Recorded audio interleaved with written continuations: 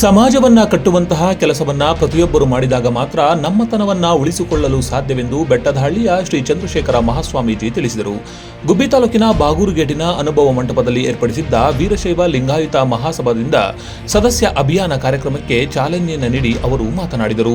ಇದೇ ಸಂದರ್ಭದಲ್ಲಿ ದೊಡ್ಡಗುಣಿ ಹಿರೇಮಠದ ಶ್ರೀ ರೇವಣಸಿದ್ದೇಶ್ವರ ಶಿವಾಚಾರ್ಯ ಮಹಾಸ್ವಾಮೀಜಿ, ವೀರಶೈವ ಲಿಂಗಾಯತ ಮಹಾಸಭಾದ ಪ್ರಧಾನ ಕಾರ್ಯದರ್ಶಿ ಸಾಗರನಹಳ್ಳಿ ನಟರಾಜು, ಜಿಲ್ಲಾ ವೀರಶೈವ ಲಿಂಗಾಯತ ಸಮಾಜದ ಅಧ್ಯಕ್ಷ ಡಾಕ್ಟರ್ ಪರಮೇಶ್, ಉಪಾಧ್ಯಕ್ಷ ಎಸ್ ಟಿ ದಿಲೀಪ್ ಕುಮಾರ್, ತಾಲೂಕು ಅಧ್ಯಕ್ಷ ಮಂಜುನಾಥ್, ತಾಲೂಕು ಪ್ರಧಾನ ಕಾರ್ಯದರ್ಶಿ ಶಶಿಭೂಷಣ್, ಯುವ ಘಟಕದ ಅಧ್ಯಕ್ಷ ಯತೀಶ್, ತಾಲೂಕು ಮಹಿಳಾ ಅಧ್ಯಕ್ಷೆ ಯಶೋಧ, ಜಿಲ್ಲಾ ಮಹಿಳಾ ಘಟಕದ ಅಧ್ಯಕ್ಷೆ ಮಮತಾ ಸೇರಿದಂತೆ ಇನ್ನಿತರರು ಕಾರ್ಯಕ್ರಮದಲ್ಲಿ ಭಾಗಿಯಾಗಿದ್ದರು.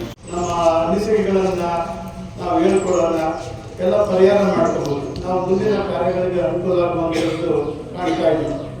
ಅದೇ ಪ್ರಕಾರವಾಗಿ ನಾವೆಲ್ಲರೂ ಕೂಡ ಗ್ರಾಮಾಂತರ ಪ್ರದೇಶದಲ್ಲಿ ಎಷ್ಟೋ ಜನಕ್ಕೆ ಗೊತ್ತಿಲ್ಲ. ನಮ್ಮ ನಟರಾಜು ಅವರು ಕೇಳಿದ ಪ್ರಕಾರ ನಮ್ಮ ಮಠದಲ್ಲಿ ಒಂದು ಕಾರ್ಯಕ್ರಮ ಆದಾಗ ಆ ವಿಷಯವನ್ನು ಹೇಳಿದರು.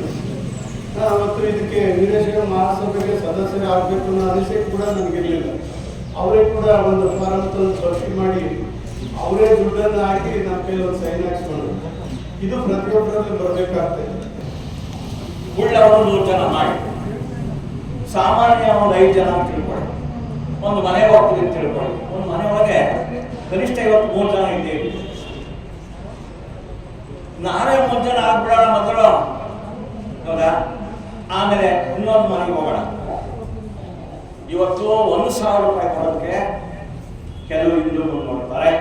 ಹೌದು, ಕೆಲವರು ಅದರ ತಿಳುವಳಿಕೆ ಕೊಟ್ಟೇ ಬಿಡುತ್ತಾರೆ. ಈ ದಾಸೋಹ ಪದವನ್ನು ಬೆಳೆಸ್ಕೊಳ್ಳಿ.